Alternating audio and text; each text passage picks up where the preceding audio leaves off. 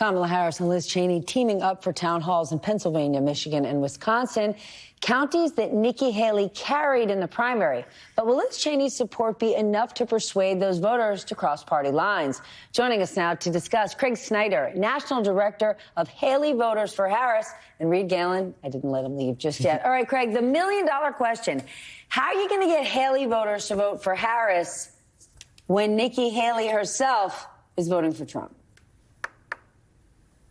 Well, look, and Nikki Haley is entitled to her own opinion. She's made her decision for whatever reasons, and I think there are a lot of her previous voters who respect her right to make her decision. But they're not going to be dictated to. They're not going to be told what to do. These are independent-minded folks, which they proved by voting in many cases, like myself in Pennsylvania, 6 weeks after she was no longer a candidate, expressing a protest vote against Donald Trump.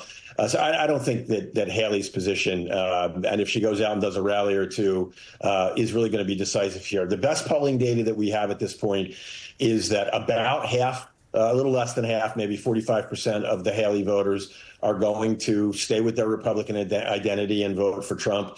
About a third have already decided to vote for Harris. And about a quarter are still up for grabs 2 weeks out. And my group and other aligned groups are spending many millions to give them what we think are the right arguments for why they should come over.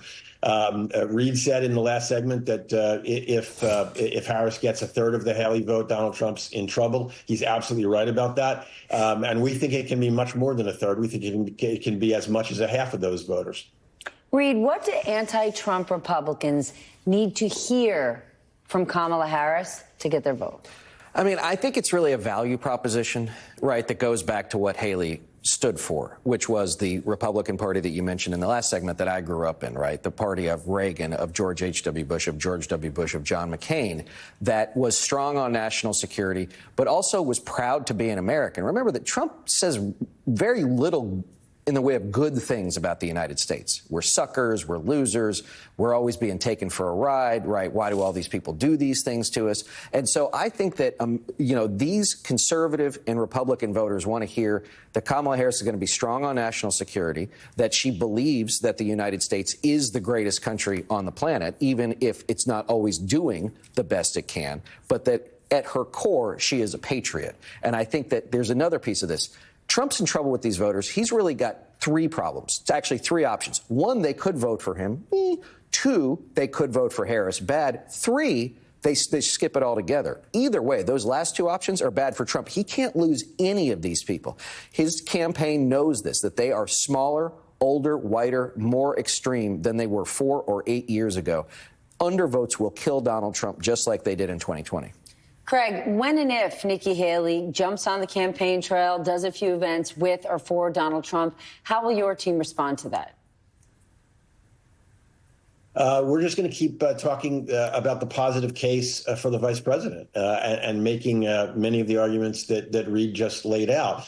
Look, she's doing something that is unprecedented in American politics for generations. We've had these elections that are all about motivating the base, energizing the base of one party or the other. They're sumo wrestling matches. What the Harris campaign is doing is actually building a coalition that crosses party lines.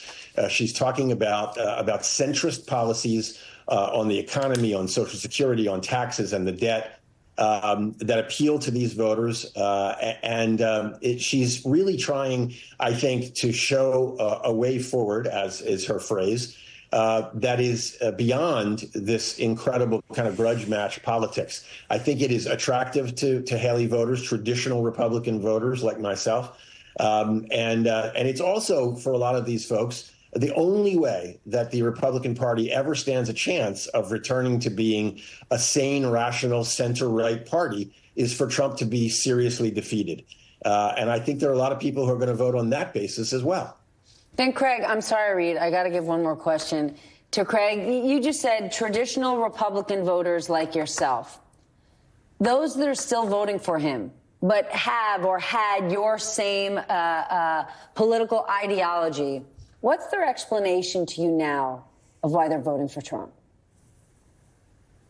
Well, you've heard the explanations, rationalizations, I would say, of people saying, I don't like the man. I know his character is questionable. I wouldn't necessarily want him over for Thanksgiving dinner around my kids, but I like his policies. I like that I had more money in my pocket when he was president, or that the world seemed to have less conflict when he was president. There's a lot of rationalized nostalgia.